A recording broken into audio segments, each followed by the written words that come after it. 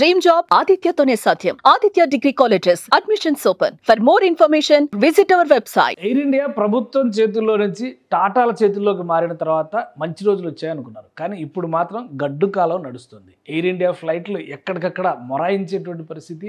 అహ్మదాబాద్లో జరిగినటువంటి ప్రమాదం తర్వాత ఎయిర్ ఇండియా ఫ్లైట్లు ఎక్కాలంటే భయపడేటువంటి స్థితి ఇప్పుడు దాపురించింది. దానికి తగ్గట్టుగానే 2-3 రోజులుగా జరుగుతున్నటువంటి ఇన్సిడెంట్స్, హాంకాంగ్ ఫ్లైట్ విషయంలో జరిగినటువంటి స్వల్ప ప్రమాదం, అలానే 2 ఫ్లైట్లు గాల్లోకి ఎగిరిన తర్వాత మళ్ళీ వెనక్కి రావాల్సినటువంటి పరిస్థితి ఏర్పడడం, అటు ఇజ్రాయెల్తో యుద్ధం నేపథ్యంలో అమెరికా వెళ్లాల్సినటువంటి విమానం తిరిగి ముంబైలోనే ల్యాండ్ అవ్వడం, ఇవన్నీ వరుసగా చూస్తున్నాం. ఇప్పుడు తాజాగా శాన్ ఫ్రాన్సిస్కో నుంచి వస్తున్నటువంటి ఎయిర్ ఇండియా 180 ఫ్లైట్ టెక్నికల్ ఇష్యూస్తో కలకత్తాలో ల్యాండ్ అయింది.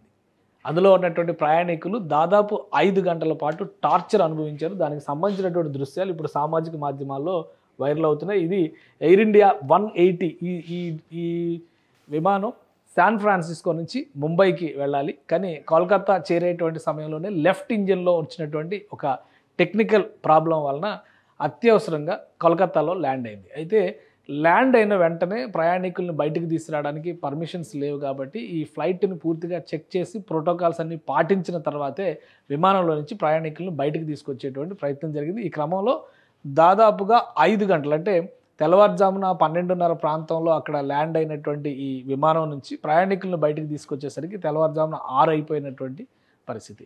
ఇదే కాదు, 2 రోజులుగా వస్తున్నటువంటి సోషల్ మీడియా పోస్టులు కూడా ఎయిర్ ఇండియాను బాగా ఇరుక్కును పెడుతున్నటువంటి వాతావరణం కనిపిస్తుంది. ఇది దుబాయ్ నుంచి జైపూర్కి వచ్చినటువంటి విమానంలో ఏర్పడినటువంటి ప్రాబ్లమ్స్ ఇది. ఈ విమానంలో కూడా సేమ్ 5 గంటల పాటు, అంటే దుబాయ్ నుంచి 3:30 గంటల్లో జైపూర్కి వచ్చేటువంటి విమానం ఇది. కానీ అందులో ఏసీలు పనిచేయడం లేదు. దీనిపైన కంప్లైంట్ చేసినా కానీ ఫ్లైట్ స్టాఫ్ ఎవరో కూడా సపోర్ట్ చేయలేదు. ప్రయాణికులందరూ కూడా విసునకర్రలు పట్టుకొని విసురుకుంటున్నట్టుగా పేపర్లు, కాగితాలు, అలానే మ్యాగజైన్లు పట్టుకొని గాలి కోసం వెంపర్లాడినటువంటి పరిస్థితి. ఇలాగే జైపూర్లో ల్యాండ్ అయ్యే వరకు వాతావరణం ఉందని మొత్తం వీడియోస్ చేసి తమ అభిప్రాయాలను చెబుతూ స్టాఫ్ అసలు రియాక్టే కాలేదు. ఆ బెల్స్ నొక్కినా కానీ ఒక్కరు కూడా రాలేదు. అన్ని సీట్ల దగ్గర బెల్స్, లైట్స్ వెలుగుతూ ఉన్నాయి చూడండి. అందుకనే అసలు ఎయిర్ ఇండియా ఎక్కొద్దు, ఎయిర్ ఇండియా పరిస్థితి చాలా దారుణంగా ఉందంటూ వీలు చేసేది. ఇది నిన్న జరిగినటువంటి ఘటన. వరుస పెట్టి ఎయిర్ ఇండియాకి సంబంధించి ఈ ఇష్యూస్ జరగడం ఒక విధంగా ఉక్కిరిబిక్కిరి చేస్తుందనే చెప్పాల్సి ఉంటుంది. అలానే ఎయిర్ ఇండియా ఫ్లైట్స్ అన్నిటికీ సంబంధించి, అంటే బోయింగ్ సిరీస్లో ఉన్నటువంటి విమానాలు అన్నిటినీ కూడా మళ్ళీ సెక్యూరిటీ రీజన్స్ రీత్యా వీటిని తనిఖీ చేసిన తర్వాతే ప్రయాణానికి ఉపయోగించాలని చెప్పని కేంద్రం DGCA కొన్ని కండిషన్స్ పెట్టిన నేపథ్యంలో ఎయిర్ ఇండియా ఫ్లైట్స్ పైన ఇప్పుడు పిడుగుపడ్డట్టుగా అవుతుంది.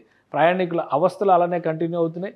మరోవైపు ఈ టెక్నికల్ ఇష్యూస్ ద్వారా వస్తున్నటువంటి సమస్యలు, టెక్నికల్గా ఏర్పడుతున్నటువంటి సమస్యలు ఎయిర్ ఇండియాని మరింత ఇబ్బంది పెడుతున్నాయి. ఎక్కువగా అమెరికా వెళ్ళేటువంటి ప్రయాణికులకి సంబంధించి, అంటే విమానాలు మాత్రం నిండుగా కనిపిస్తున్నాయి కానీ అందులో ఉండేటువంటి సౌకర్యాల విషయంలో మాత్రం చాలా దారుణమైనటువంటి స్థితిని ఎదురు చూడాల్సి వస్తుంది. మొన్నటి వరకు ఎయిర్ ఇండియాని భారత ప్రభుత్వమే నేరుగా రన్ చేసేది. ఆ తర్వాత ప్రైవేటీకరణలో భాగంగా టాటా గ్రూప్కి దీన్ని హ్యాండ్ ఓవర్ చేశారు. Tata group air India first start చేసింది టాటా సంస్థల నుంచే. కానీ ఏవియేషన్ రంగం మొత్తం కేంద్ర ప్రభుత్వ ఆధీనంలో ఉండాలనే ఉద్దేశంతో అప్పట్లో దీన్ని జాతీయం చేశారు. మళ్ళీ నరేంద్ర మోడీ ప్రభుత్వం ప్రైవేటీకరించింది. ప్రైవేటీకరించిన తర్వాత సౌకర్యాలు మెరుగుపడితే ఎయిర్ ఇండియా పైన, అంటే మన దేశం మన ఫ్లైట్ అనేటువంటి ఆలోచనతో చాలామంది ఎయిర్ ఇండియాను ప్రిఫర్ చేసేటువంటి పరిస్థితులు ఈ మధ్య కాలంలోనే ఏర్పడ్డాయి. కానీ ఈ టెక్నికల్గా వస్తున్నటువంటి ఇష్యూస్, అహ్మదాబాద్ ప్రమాదం ఎయిర్ ఇండియాని కోలుకోలేని దెబ్బతీస్తుంది.